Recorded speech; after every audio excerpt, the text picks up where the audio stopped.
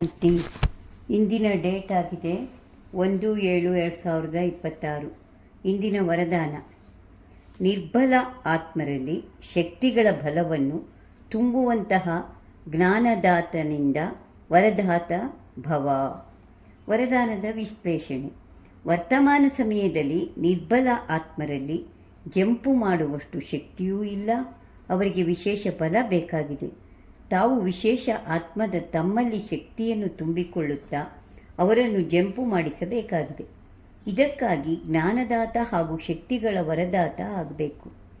ರಚಯಿತ ಪ್ರಭಾವವು ರಚನೆಯ ಮೇಲೆ ಬೀಳುತ್ತದೆ. ಆದ್ದರಿಂದ ತಮ್ಮ ರಚನೆಗೆ ತಾವು ವರದಾನಿ ಆಗಿರುತ್ತಾ ಸರ್ವಶಕ್ತಿಗಳ ವರದಾನವನ್ನು ಕೊಡಬೇಕು. ಈಗ ಇದೇ ಶಕ್ತಿಗಳ ವರದಾನವೂ ಬೇಕಾಗಿದೆ. ಈ ವರದಾನದಲ್ಲಿ ಜ್ಞಾನದಾತ ಆಗುವುದು ಅರ್ಥ ಆಯಿತು. ಆದ ವರದಾತ ಅನ್ನುವುದು ಏನು? ಕೇವಲ ಬಾಯಲ್ಲಿ ಗೀತೆಗಳನ್ನು ಹಾಡೋದು ಆದರೆ ಇತರರಿಗೆ ಜ್ಞಾನದ ಮಾತುಗಳನ್ನು ಹೇಳುವುದು ಸುಲಭ.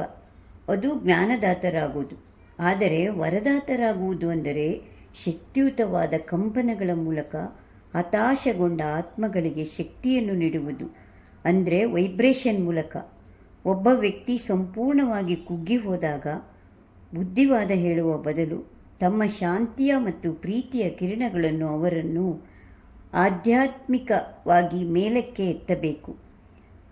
ನಮ್ಮ ಹತ್ತಿರ ಬಂದ ತಕ್ಷಣ ಅವರಿಗೆ ಧೈರ್ಯ ಬರಬೇಕು. ಇದು ಹದ್ದಿನ ಸೇವೆಯಲ್ಲ, ನಮ್ಮ ಉನ್ನತ ಸ್ಥಿತಿಯ ಮೂಲಕ ಮಾಡುವಂತಹ ಸೇವೆ. ಓಂ ಶಾಂತಿ.